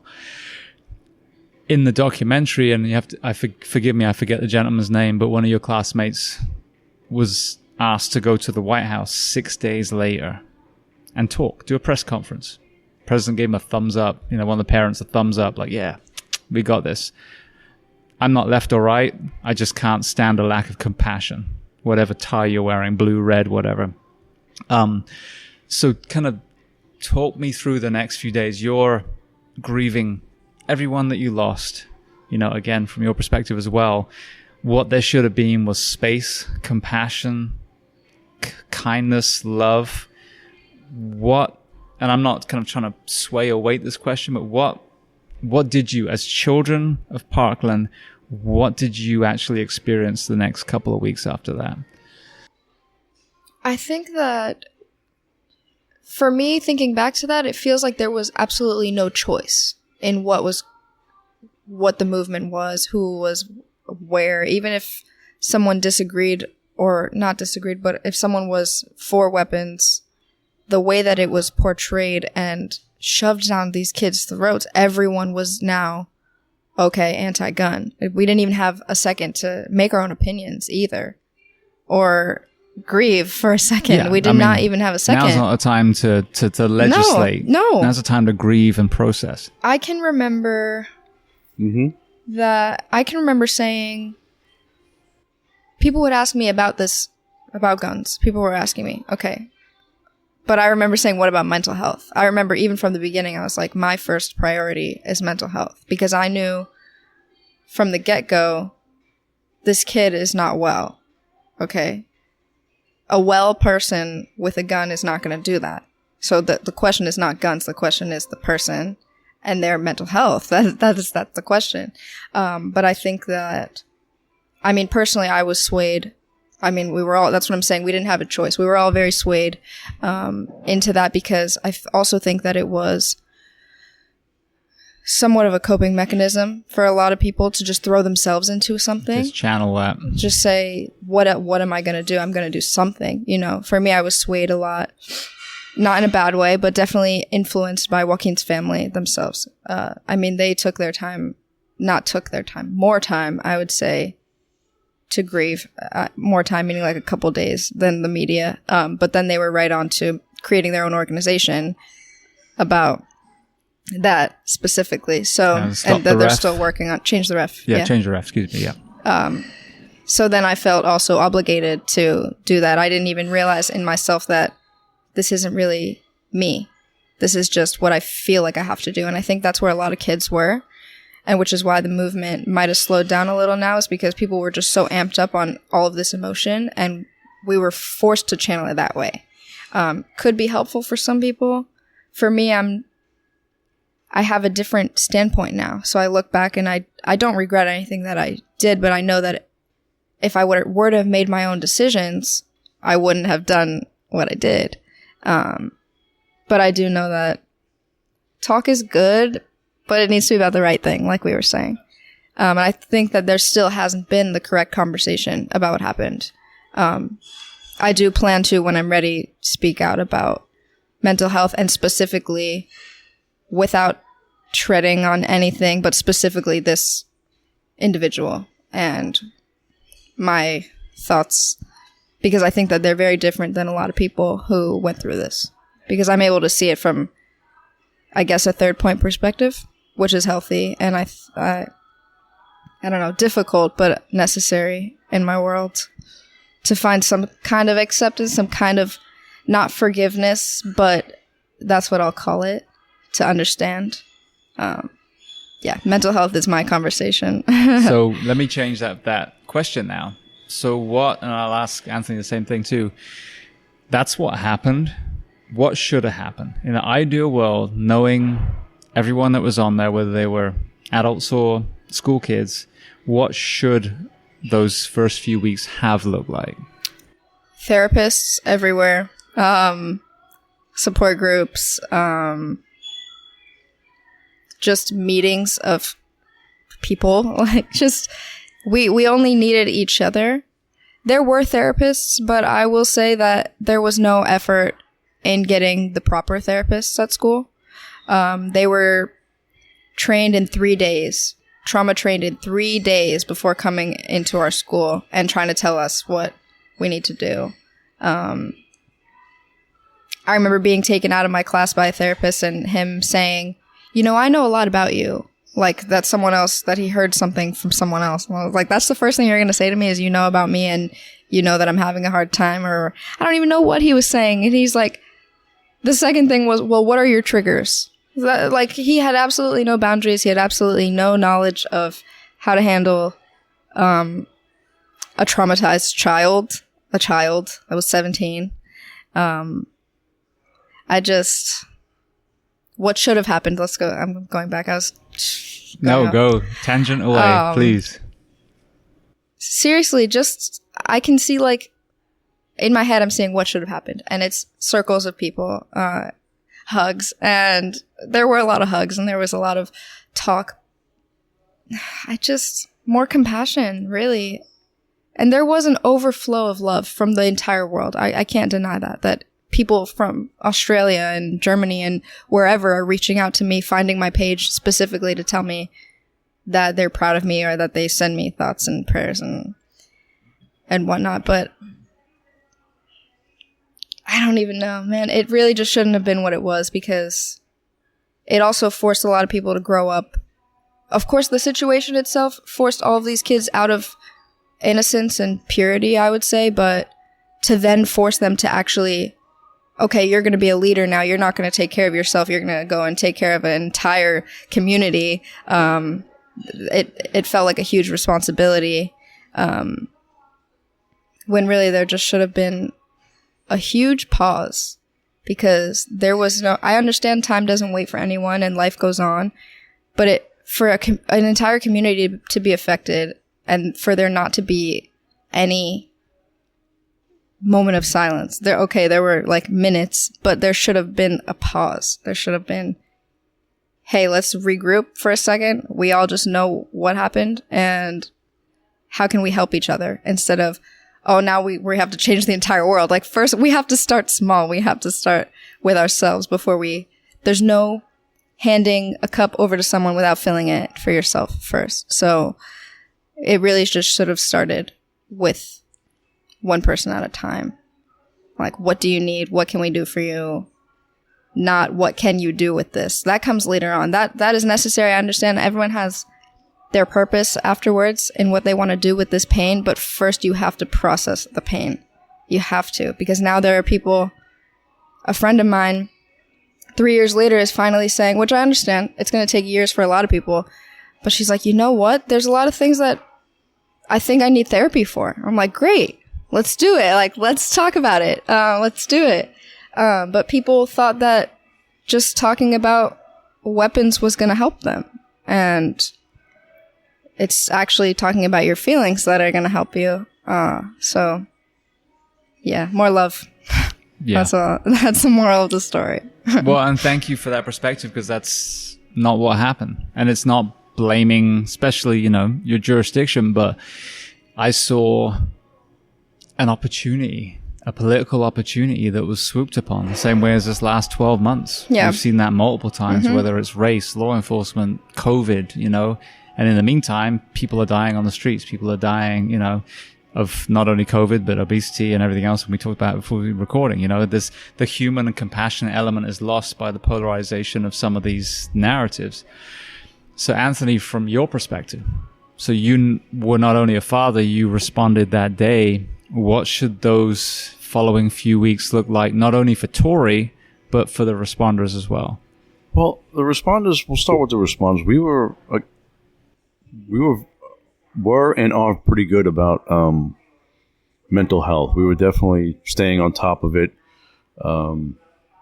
2018 was actually a tough year for me and actually for our department, but to get back to it, is we were prepared. We had clinicians that came out in full force afterwards, but we were pretty good about that. Chief Babnick at the time was, always worried. Not say always, definitely worried about mental health for the members. So that was, well, it wasn't an issue to implement that for us. It was there. It gets to a point where there was so much of it that people didn't want to have that conversation. So they had to sit in the room. They didn't have to have a conversation, but they had to be in the room and take part in the event. But there was too much. I'm saying that's how well prepared that we were for it. We had plenty, at least for that. We smothered the people, and they're still there, and they're great people. And again, hats off to Bader and the chief at the time for getting us where we are with that. They're still doing great. But as far as the community goes, it was definitely a hurry up, and something needs to be done, and which pushed people into different groups, I think. It was already divided. Unnecessarily. Yeah. You split people for gun violence or anti-gun violence and gun reform, and then there's a mourning, and then there's March for Our Lives, and all these it seemed like the political aspect of the event overran everything, if you can kind of think of it that way. I mean, trying to take a look at it, because I'm not a political person by any means. I'm not a gun person, but I understand both sides of it, that there are some kind of changes that need to be, but the overall event, it didn't have to happen so quickly. Maybe a tragic event for us is when you have something like that, it's a different perspective for the community to say, oh, well, what do we do? But there were other events that took place that we could have learned from. But to my knowledge, and I can't back this up 100%, but to my knowledge, that people didn't ask. This is what happened to us. What could we do to help the people? And even to this day, there's not even a memorial. I mean, there is a memorial, but thanks to Tori and Miss Riovan, one of the teachers, they created the garden. Official. Not official, but the garden on the corner of the school is the only place that on Valentine's Day that people can go and pay their respects. And that was where when they were doing the walkout initially, you didn't go, but that was the garden they walked to, where you did show up in the documentary. I don't know if it was... They were doing the walkout? No, the walkout went to Pine Trails at the time. The garden was created Christmas Eve of 2018. Okay, so it probably wasn't the same one. Then. Just a teacher. Well, just a teacher. One of the teachers. Just a teacher. No, sorry. No, she's actually like. Sorry, Ro. She's a good friend of mine. She's my neighbor. Yeah, she lives down the street from us. Great. She was in the second classroom that was attacked, and so she has that experience, and I have mine, and we connected very deeply after that. But she just called me Christmas Eve. I'm sitting with the family, and she's like, "There's nothing there. There's nothing that we have. Let's just go put like fake flowers down." And she's poking them into the ground. And I'm like, what the hell? Why don't we just dig up the ground and like plant something? Let's actually put it here so it can grow. Let's invite everyone out and do it. We didn't have any permission whatsoever. I just said, fuck it. I'm going to do it. Overrated. But to show you, before she gets into it, but to show you the mindset of the community, it was the principal was giving him a hard time. He literally said it would be an it? eyesore. He just told to me go to show you that the mindset, and this is, I mean, it's a few months later, but still, it was. I was dumbfounded by some of the responses of whatnot, and there's still to this day, there's still nothing. I don't say nothing. I keep saying nothing, but there's, if you go to Sandy Hook and they have certain areas that are dedicated, and we still don't have that yet. We still got to look at the damn building that's still up because they won't take it down yet because it's a freaking crime scene and they need it for evidence. Even now? It's still up. Yeah, Still really? It's needed for evidence. It's Well, still sitting. we'll get into that in a second, but Sorry. So finish up with project. Sorry, I totally derailed that. well, It's just okay. go and get to that. So I want to hear about the garden, but again, the opposition to that, we talked about, finding yourself jumping into a cause and that cause ends up being politicized. Actually, I just finished interviewing a friend yesterday. He has a garden that looks like this jungle behind us. Beautiful piping music. I don't know where the speakers were. It's like being on a resort somewhere, but that's his happy place. So why not give the kids the garden, the memorial, to be that focus rather than... It doesn't have to be at the school. I mean, it's there. It's tough to find a nice and be at peace and pay respects, and then you look up and you see the building there. So It's literally right in front of it, but that's the it's only something. place It's that better I than have. nothing because Yeah. we go there, we maintain it. I found some healing there myself going, Project Grow Love, and That's try what to it's called. spread and do all that good stuff. So I'm stealing your thunder. Sorry, babe. Sorry, your dad was rudely interrupted. Carry on. I'm sorry. For the folks He's just listening, I excited. He's apologize. just excited. I get a little excited about it too. I'm sorry. Yeah, it was actually something that really motivated me. That was something that helped me a lot. Knowing that I was inviting the community out to do it also, it was like an uproar of support at that point. Like, oh, finally we have somewhere to go and we have something to actually do to take part in it. And was it therapeutic doing that too? Yeah, digging in the dirt and there's so many symbols to it as well. Life after death or life itself and growth and all the colors and beauty of life and all these things. But I saw the impact that it had on every kid that showed up there they felt so, it was a release. It was like almost like an accomplishment. They felt like they were giving back. It was purposeful while also creating something with an even bigger purpose. Like there were so many little purposes in the big one.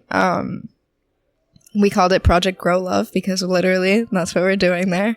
I wanted to wrap the whole school in it. And that's where I was like, I was told that's going to be an eyesore. That's actually not going to be great. And I was like, I think we just need more love. Like, let's grow it. Let's do it. I still kind of want to go little by little and extend it as I go. But You do one at a time. They're not going to notice. One day they're going to be completely surrounded. yeah, what can they do? You need more of that. To go back to the original question, is the community needed more stuff like that before it went to the route that it did. But people were very happy with what we did. So there's So that. the people were happy, but sadly bureaucracy kind of got in the way. Yeah, the media I still didn't did help. it, though. They push people into certain things. I mean, I know that's a whole conversation. You can have an hour conversation on that particular topic, but it's maybe part of it, and I don't want to not discredit it. I was going to mention, the magnitude of the incident. 34 people total. 17 and 17. I never want to forget the injured because that's another dynamic that has to be not shouldn't be forgotten. Excuse me. And some of those people are a little upset, but what I'm talking about is that the magnitude of the tragic event was so massive that I don't think they needed, like maybe you said it before, as far as something to latch onto to help themselves get through the process or to heal or to to deal with the situation. Maybe that was a factor too. I'm not really sure, but there was a couple of failures, I think. And I think just going back to what you said before, just some love and compassion and just taking everybody time to console and deal with what just happened. Well, I think an important thing, and when my friend was telling me about going into the scene, where law enforcement and fire are different, and law enforcement are going into an incident knowing there's a possibility that they might take a life and or lose a life. Usually fire EMS, we get there and some catastrophes happen and it's nothing to do with us. We didn't shoot the person, you know what I mean? It's very different. In military, in war, they go into it as traumatic as it is and understanding I might kill or be killed. A high school where you're thinking about how much math sucks or whatever you're thinking studies. about. Yeah. And then you're in that event. If we can create these memorials and all these programs for our veterans, and rightly so, especially our combat veterans, we sure as hell need to focus on the children that survive these incidents. So absolutely, if red tape and bureaucracy gets in the way, we're totally wrong in that. What some of these people have been through, the children, the teachers, the custodians, everyone that was there, we need to bend over backwards to give outlets. And if a healing garden, and I'll give you a funny story, Oregon State Penitentiary, I had the governor on, they allowed them to start like a Zen garden, and they've found not attrition, but the violent crime in the prison has gone down. Some of the reoffending levels have gone down purely because they allowed these men and women a focus to simply garden. So to put a roadblock up, and even if they don't like the original plan, then say, well, look, hey, we can't go all the way around the school, but we're going to give you this place, and here's a little extra acreage that the city's given us, so you can kind of extend into. So yeah, I think that's the problem again, where you lose that compassion, that human side, is the emotional toll that it took you guys, took from you guys, that has to be applied positively. And I think a lot of that politics that we talk about just compounds the trauma again. Instead of healing, you completely negate the healing. No, but some of it might be a choice that they made too. I don't want to discredit that. Some people, that was their defining moment that was going to maybe steer them down their career path, or something that they maybe they weren't ready to go there. And it kind of, maybe you mentioned earlier, as far as being forced into a spot that maybe you're going to go down there down the road, and now it's here now, and now you're going to go ahead and maybe the political route is where I guess where I'm going. I hate to keep bringing that up into it because it seems to be the stem of a lot of, I don't want to say failures, but a lot of certain situations. You're preaching to the choir, though, and that's something I talk about. Like, I'm not demonizing all. I hate the word all. It's not all politicians. No, but, it's not. We see our profession. We see a lot of that. I mean, the parallels between what Tori went through at school and what a lot of our men and women go through on the job are very similar. The lack of support sometimes are very similar. The politics that gets in the way, and something I talk about a lot, of the work week, that our first responders are working themselves to death, is a lot of politics too. You touched on the media, and even though technically right now I am the media because we're doing an interview and it's going to go, public, one of the biggest lacks of compassion that I've seen a lot of times is there'll be an event and immediately someone's sticking a microphone into the mother. Hey, your son just got shot. How do you feel? And it just is jaw-dropping because you are more concerned about your career path than what that person's just been through. Yeah, who's going to get the better story? Who's going to be, have the better footage or whatnot? It's the zero compassion. I was literally going to do the same thing. Oh, my God. Zero compassion for the mother that's grieving. And not to get off topic or anything, but in our profession, you have, and I convey this to people when I can have the conversation, how good and healthy it is to discuss certain topics, and especially with somebody in your field that she touched on a little bit earlier with one of the girls who wants to start having some therapy and was in the school, and having that relationship with somebody that was in the same instant, a little bit more of an understanding than your regular therapist. And Crap, I totally had a... Yeah, where were you going? We're talking about the media originally. So. No, it was the... it was how... obviously we're compassionate. We can pull up, and it probably has nothing to do with that conversation because it was going down how they're too worried about the story. They don't care about compassion, where we see a lot of trauma. So it's easier for us to pass along that compassion, and I convey that to people. That's where I was going, is that we witness it on a regular basis, so it's easier for us to blow crap off and say, hey, you know what, that's not really important. Focus on some of the positive things in life, because we see people at their worst. Yes. And so it's a different perspective as opposed to the person with the microphone. He just, like we said before, I'm repeating myself, all he cares about is the story, because as you said, it's the career path that they're worried about. They don't care. Zero feelings, I guess you could say at that point. Yeah. So from your perspective, Tori, what that element did you, because I saw, we got a snapshot of David Hogg, who kind of became the poster child for, the media, for lack of a better word. Without, again, loading the question, those first few weeks, what was that like, the media element for you? I mean, you saw also a snapshot in the documentary of the sidewalk full of cameras. There was not even room to walk. And that was the first day back. And every sidewalk is lined up. Hundreds of people just holding microphones out, waiting for someone, anything. Come here, kid, get over here, whatever. It was... whoever they can get to talk to. Atrocious. I don't use that word. It is atrocious. I remember directing some anger. Obviously, I didn't know where to put it at the time, but it had come out towards them in a lot of ways because of the insensitivity and just disrespect. I mean, for us, one, to be going back to school 2 weeks later, 14 days later. And what was the decision, just to interject, why so soon? It seemed like I don't soon know. to me, who someone is, not someone, we were an all entire confused. school. We were all confused, but we just took 12 months off school. Yeah. Went virtual because of a virus. Yeah. And yet you have a mass shooting that, as you mentioned, killed 17, injured 7, or wounded 17, excuse me. And 2 weeks later, you're going back to school. Do you know the root of that? I have no idea. A lot of my anger was also mainly directed at administration,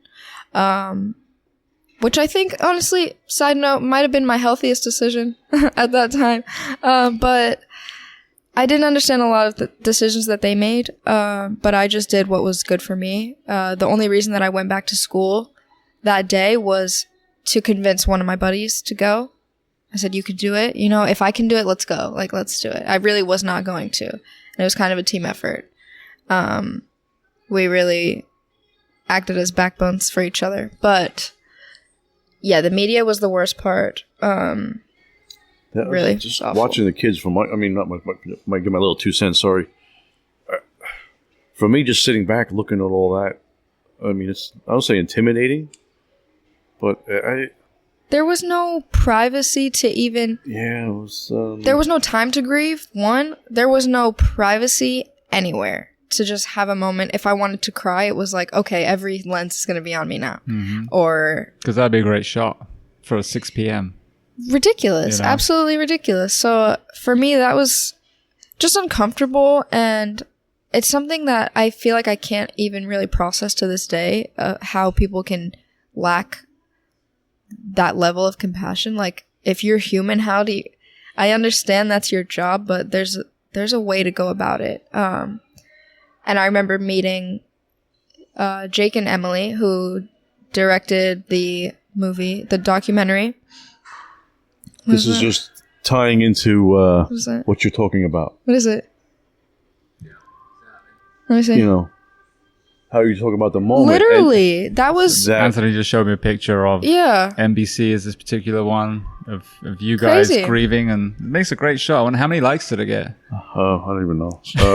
Let me look at it. I don't have my glasses. 1854 at the time. Oh shit, it was worth it then. That's a lot. Apparently, but I just... Well, sorry, I tied it. I don't want to... But no, but it's exactly that. It's so pertinent because sadly, and I will get back to you, Tori, but what irks me is there are some great news agencies out there, but there are a lot that are selling advertising space. And that is the focus. And so when you have something like this, and ratings is more important than feelings, shame on you. That was a lot of what was happening, but I was about to put a little bit of a positive spin on it because I remember meeting the people who directed the documentary that I started. That's not what I wanted to say, but that I took part in. And how much of a different approach that they had. They were genuine journalists who... Very nice people. Very nice. Who had heart to heart with us, that actually sat down and said, whatever you're comfortable with, let's do. They came into our homes at the hardest points, at the milestones, at literally the hardest days.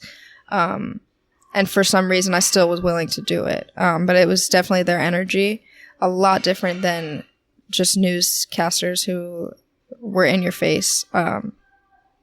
Yeah, I think that there are people who know how to do their job, and there are people who are just wanting to get paid, maybe. I don't know. Very insensitive, though. Yeah. Just goes back to who's got the better picture. Yeah. You know, the better story. But I think that it just... The invasion...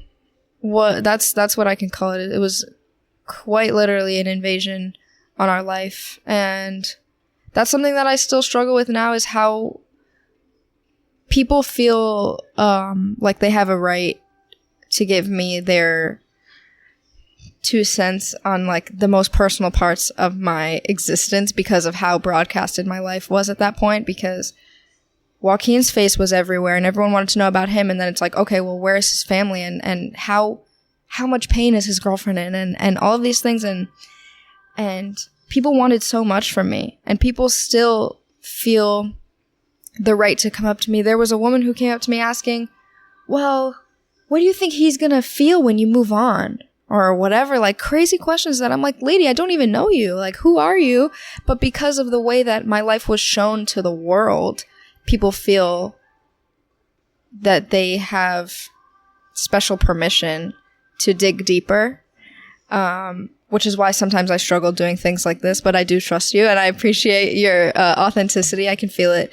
But there are people who scare me because they're going to ask me awful things that they just want to see me cry, or they want the worst things, or they just want to know information that should just be mine. Like, there's a lot of things that are out there that I would never want out there.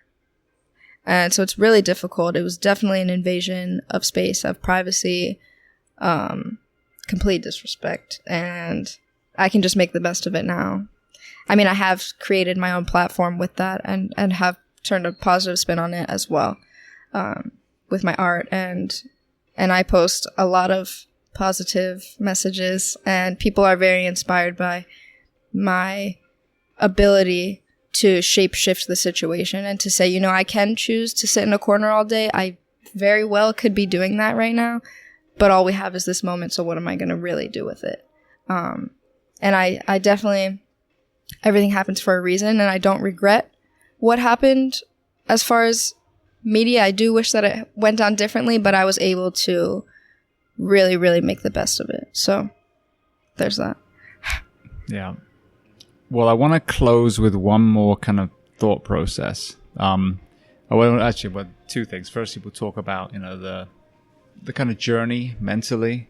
How, you know, what did work for you? I mean, I'm going to say work, not like it's fixed now, but, you know, some things that we're healing. But before we do that, from both of you, and I'll ask you one at a time, what should we do to make the schools safer? So with the arguments that were thrown around, like I said, for me, there are so many layers through my eyes. If someone asked me this question, it would be the mental health element, you know, it would be parenting, it would be, it amazes me that people will go home and relax after a work day and watch Saw. A bunch of people being mutilated and tortured and finally let off some steam and watch 12 people die. I feel better now. So you know, we have to question ourselves, why do we like that? You know, Grand Theft Auto and all these things. But there's also, you know, with the gun thing, I'm British. I grew up on a farm. I was allowed to have shotguns, and that was about it. So I had guns, not anti-gun. But then I was amazed when I went to Gander Mountain in the US, and watched, you know, like 5-year-olds playing with semi-automatic weapons and 50 cals up on the wall. There's a middle ground where the average person, you know, maybe shouldn't be able to get the entire spectrum of military grade weapons. So it's not black or white. There's a happy medium to me personally. And then for me again with the SRO, the right person in the role, I think that's a great deterrent. I think a lot of, school murderers would be deterred by the right person in the right uniform at the right door. So starting with you, Tori, politics aside, if you could queen for a day, what should we do to make our schools safer? I think it does start with mental health. I think it needs to be taken more seriously in school. That someone who's behaving, let's say, quote unquote, wrongly, I don't know what else to call it, misbehaving. All right, misbehaving. I think that there should be teachers who can see that as an opportunity to help someone rather than to push them further down. I think that that's huge in school. I always saw that as like the loud kid or the goofball is made to feel worse and is to be punished rather than, well, what's making you act this way? Why do you feel this way? Why do you feel the need to be the loudest in the room? Are you neglected at home? Like, there are so many things that go into that that are very quickly overlooked. I think that it really starts with that because even at school, at my school, there were programs for like the Promise program and different things that kids were thrown into, but there was no real support. It's just, I'm going to put you in this group, I'm going to label you, and now you're in a box, and you can't do anything else, and you can't be anything else. And I think just mental health is a huge conversation that needs to keep going. But it does start with the adults that are working at school. There are so many things that you can do simply to look out for your students, to look out for your colleagues, to just be kind. Really, that's my main thing. I don't think about, yes, security is a thing. That's not top of my brain. I do think that when I think about specific things that went wrong, there were security guards who dismissed the kid himself, said, I'm going to go the other way. I'm going to go get someone else. I'm not going to approach him myself. I'm going to even though I know he's holding a rifle bag and I know he's walking into that building, I'm going to go the other way. Like, that's something like there needs to be people who are prepared, who have the mindset that they need to have, who have the strength needed. There are so many things that were simply solvable, but it starts with mindset. So mental health really is the top. I don't think about like fences or doors, or I don't think about that stuff because I think it starts way before that. That's my spiel. Yeah. No, and I agree with you completely. It's the conversation of the militarization of police. Well, right now our police are being executed left, right, and center. So if you're a cop, wouldn't you want to wear a jacket and a helmet and, all that stuff? So, what's next? Then the bad guys get armor penetrating, you know what I mean? It just gets worse and worse and worse. You see that with the Mexican border. The answer is to go back to the beginning. Like you said, a gun is just a gun if a psychopath isn't holding it, So, yeah, I couldn't agree more. And I had a guy, Pasi Solberg, on, who's originally from Finland, which we hold as one of the best education systems. And one of the big difference wasn't that Finnish boys and girls were just so much more intelligent. It was the teachers were basically looking at the child as a whole human being and gave more support to kids that maybe didn't have the best home life and had the mental health element and had shorter days and more playtime and, rather than FSAs and, it seems so simple. 5.0 GPAs and all this stuff. So, yeah. Seems simple. Absolutely. To well, look thank at you. No. Don't apologize. No. To think of someone as a human being is like outrageous in this day and age. Like, we're all just human, and that's what it is. I like that you're saying that. To see someone as a whole human being shouldn't be that difficult. For me, I even look at the shooter himself. I see him as a human being. Like, that's where I was going before, and like, I don't think that people have the same outlook as me, because it's very difficult to come to that conclusion of, yes, he's a human being just like any of us. He made decisions that maybe we don't agree with, but he's still a human being. And that's what it is. So I think we should see everyone as they are. And yeah, human. Yeah, so, I agree 100%. I think it's a very mature decision that shows that, you know, you've processed a lot of what you went through, you know. And I want to get to that in just a moment, but Anthony, same thing. If you were king for a day, I got the sex right on this one. You know, especially through a responder's lens, you know, would it be the same thing? Have you got things to add? How do we make our children safer in 2021? Mental health obviously is a huge component, but there's other areas that could be focused on. And it's not just the child or something like that. It is the teachers, making sure they have they're involved with their kids and they're not tuned out. Engage with. I mean, it's hard. I'm an instructor on the fire academy side of it, so it's a little bit different, obviously, than the public school system. But I try to apply engage with the student where I can, so I can teach them the best that I can and understand a little bit of that person. So if there's something that's not right, which might tie into mental health, where I can recognize, okay, this person's not acting right, something's going on. Actually care, caring. So as far as kind of understanding that, just treat it as another day. Okay, we're going to go with social studies today and, you know, check out and just go through your routine or your plan or whatever it is, and not really buy in and engage. Maybe that has to do with you not liking your job. I'm not labeling saying teachers don't like their job, but that's a factor, because if you don't really enjoy what you're doing, you know, you're not going to put out a good quality product. You're not going to pay attention to the kids and make sure they're literally learning the material you're trying to do and create that bond. Because there's some teachers that can create bonds with kids from many, many years, you know, through their whole school career, where, you know, she would go back to elementary school because of certain teachers that left an impact. You know, that kind of stuff is simple, I think. So from internally and externally, if you would look at it, you know, externally continue. Unfortunately, in our day and age, we're in the mindset of having to pay attention to who's coming and going in the schools. We're going to have to continue to do that until we get the mindset that it's people feel safe.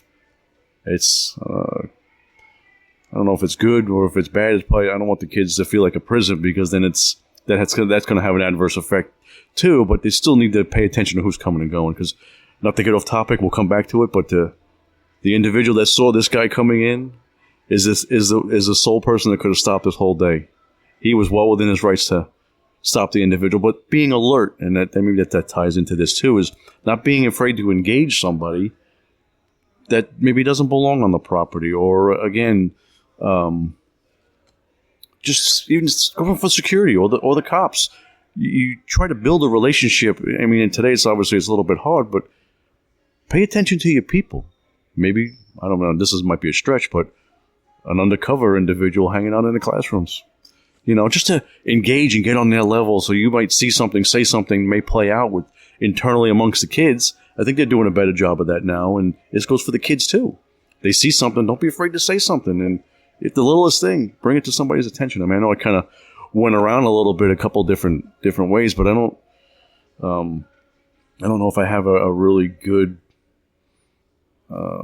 solution or suggestion for a solution, or my thoughts. I mean, I'm kind of, it's so involved, it's so big, so many things can be done, but simple things. I mean, yes, like the mental health aspect of it is huge. You know, we just gotta, you know, pay a little bit more attention to our youth, I guess.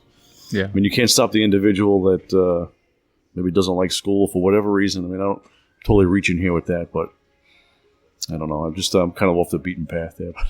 No, but it's a very powerful perspective from the two of you, and again, I thank you for this. But absolutely, I mean, the number of incidents that have been stopped because someone challenged someone in a school because they weren't in their mind, it didn't pay out like that. Happened. They were the powerful one, they had the weapon, and it really sickens me to think that had he challenged him, he may well have just crumpled and that would be it, you know. And instead, he was able to do what he did pretty much unchallenged. The coach lost his life, and some other people I'm sure tried to, but he'd already had the power move by that point. So yeah, and I think the creating an environment, like firefighters, our teachers aren't well paid. A lot of, I know my son's teachers were supplying school supplies themselves and all that things. So again, you have to hire the right people, but you have to give them the environment to thrive, not fail. And it's exactly the same in the first responder professions. Yeah, I was going to say that you only get out of this stuff what you put into it, and that could be applied anywhere. Oh God, I hate when I do that. I lose my thought. I had a nice thought I wanted to mention, and maybe it'll come back to me later. But it was to tie into that whole thing. Dang it! Well, I'll ask Tori one more thing, and then see if it comes back to you. So, to close, you went through this horrific thing. You lost your soulmate, plus a bunch of other members of your school and/or friends. Of course, the dark side of that is just fucking awful, for lack of a better word.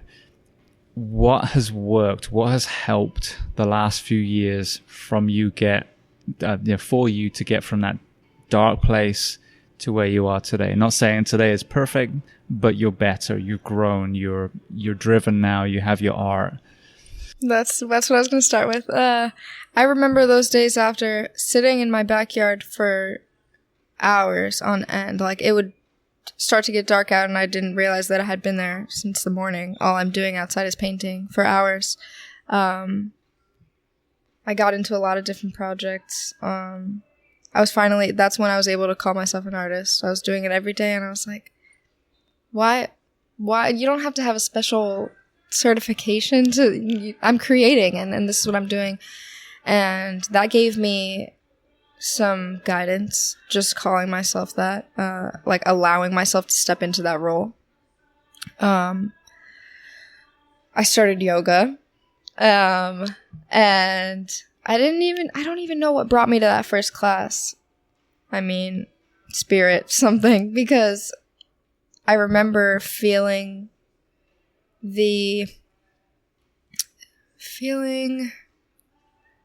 what's the word I was looking for? The capability that I had inside of me for anything. I mean, yes, it's yoga, you're just stretching and doing this and that, but it's so much of a spiritual practice as well, where it challenges your brain, it challenges your body, it challenges everything if you let it. I felt the strength in my body, and then I related that to the strength in my heart, and it really changed me. And I didn't have the thought to teach at that point. I was just like, you know what, this is something that I really love to do, and I'm going to keep doing it. So here I am painting, doing yoga. It sent me on, honestly, just a very spiritual journey. And it's spirituality that saved me, understanding that I'm more than this body, that I'm more than the experience that happened to me, that I have the power to change other lives by knowing that I have a choice in how I want to react to it. That I don't have to crumble, that I can when I need to. And that's also something huge, is learning acceptance. I have not accepted the situation yet, but accepting the emotions that come with it. Accepting my humanness, embracing my humanness, while also honoring that this is not all that I am. And the experience is not all that I am. So it's really it. Like, spirituality was everything. I got a bunch of crystals. I was doing just random stuff. Connecting to the earth. That's something that's helped me a lot, is just being in nature. Remembering gratitude, remembering the miracle of that one tree that's allowing you to breathe, and that there's just so much more than that one experience. And as much as it haunts me, or as present as it is in my life, it is not the present moment. So I can live with it, but I'm not there. And I think that my self-awareness has really helped me in this journey. Yeah. I could go into a lot more, but that's really, yep. I don't know. No, and you know what's amazing is it parallels so many other people that have been on here, many of whom were soldiers, police officers, firefighters, but the same thing. Family, tribe, nature, art. I mean, gratitude is a huge one. So yeah, I mean, if we're seeing these common denominators, whether you're a 50-year-old retired SEAL or, who just came out of high school, it's very powerful to see that these same things are, resonating. I think art is, absolutely huge. You're able to focus that energy rather than some polarizing political thing. Yeah. Now you can focus your emotion same way as Joaquin does. Excuse me, Joaquin's dad does. Manny. So yeah. Beautiful. And just one more thing. My creations with my art helps me because I send it to other people around the world and they're motivated by it and they want to start their healing journey. And I get by helping others get by. That's from the first day. I remember the day after everyone was like, why are you here? I showed up to the vigil. I don't even know how I did it. And everyone's like, why are you here? How are you hugging everyone? How are you not crying? How are you? I'm sitting there talking to all of his friends, kind of giving them closers, if you will, like don't hold on to any fight that you had and really just give some kind of closure of some kind. That was also, I felt being channeled. But helping others. My whole life, we started with this conversation, that my whole life is about helping other people, and realizing my purpose came from this tragedy. Knowing that drive to help other people wasn't just like an idea, a thought, like it is my entire purpose on this earth to give back, and to have processed all the pain and do something with it. So now I'm done. Which is beautiful because you're a miracle baby from a man who has the same purpose. So yes. Thank you. So Anthony, same thing for you, processing not only that event, but 20 plus years in the fire service. I sometimes have to step back and ask myself how I do it.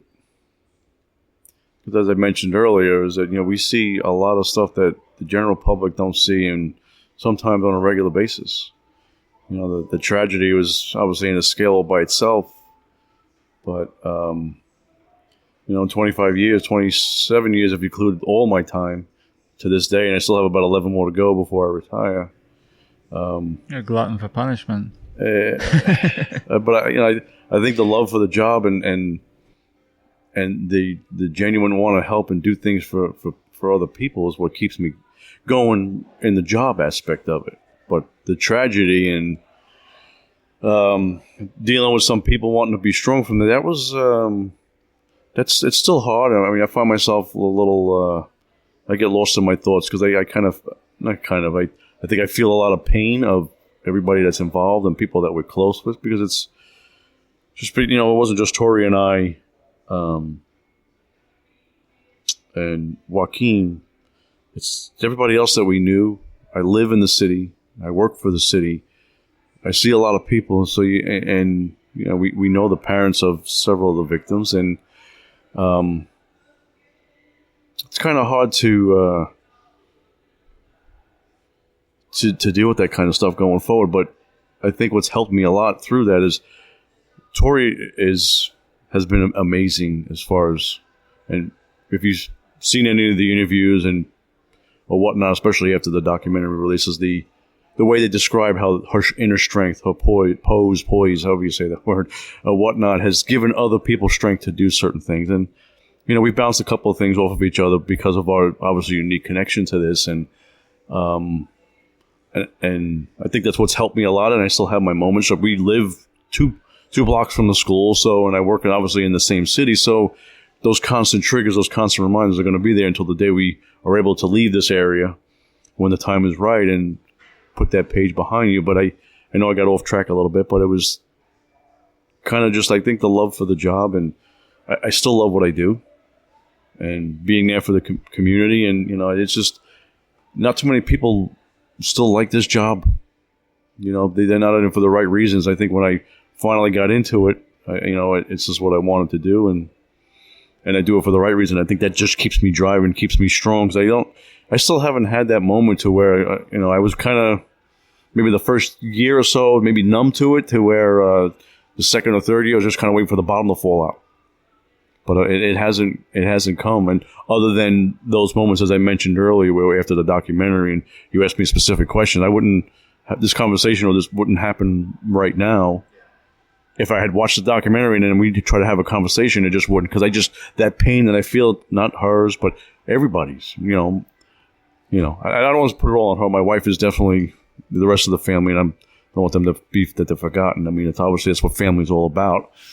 And maybe there's a hidden strength there that's guided us through, that's kept us strong as well. Beautiful. Well, I think that's the perfect place to end.